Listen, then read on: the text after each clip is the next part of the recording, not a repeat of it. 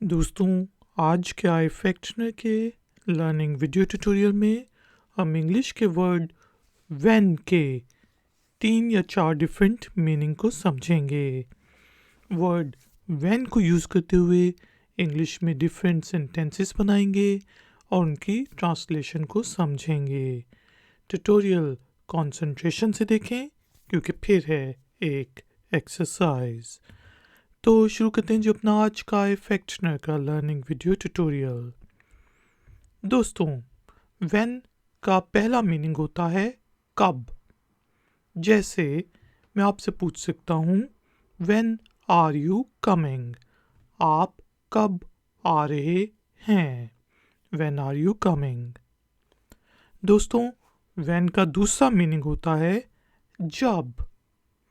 जैसे I used to play cricket when I was in school. मैं cricket खेलता था जब मैं स्कूल में था। I used to play cricket when I was in school.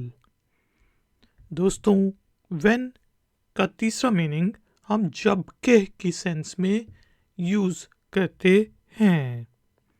जैसे I am recording it now when I should have done it yesterday.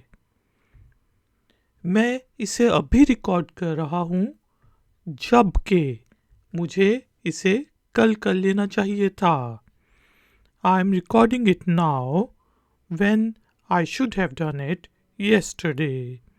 तो दोस्तों, हमने देखा when का मीनिंग कब का हो सकता है, जब का हो सकता है और जब के का हो सकता है। टाइम हुआ है एक्सरसाइज का। तो एक्सरसाइज के लिए आपने इंग्लिश के वर्ड व्हेन को यूज़ करते हुए इंग्लिश में एक छोटा सा सेंटेंस बनाना है और उसे नीचे दिए गए कमेंट्स बॉक्स में पोस्ट कर देना है। अगर उस सेंटेंस में कोई गलती हुई तो हम में से कोई पॉइंट आउट कर देगा।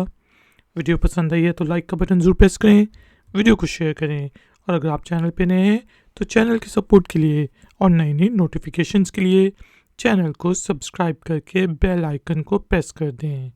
मिलते हैं नेक्स्ट वीडियो ट्यूटोरियल में। Until then, take care, keep learning, keep enjoying. Good day.